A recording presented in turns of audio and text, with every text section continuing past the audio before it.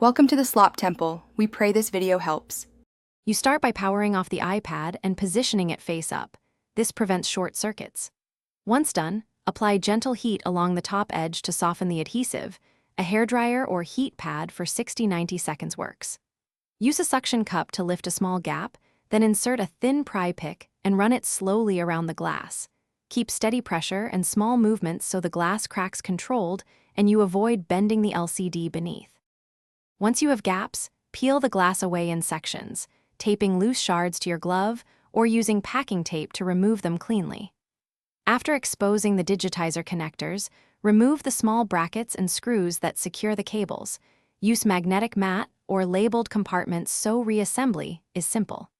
Carefully lift the digitizer off and unseat the connector with a plastic spudger to protect the logic board. Take photos if you need clean the frame thoroughly of old adhesive and glass dust, then place fresh adhesive strips in the channel. Accurate alignment is crucial, so lay the new glass down slowly from one edge. Once the digitizer is connected and screws are back, press evenly to seat the adhesive and wait a few minutes before powering on. If touch or display issues appear, reboot and reseat the connector. If dead zones persist, check for pin damage or replace the digitizer assembly.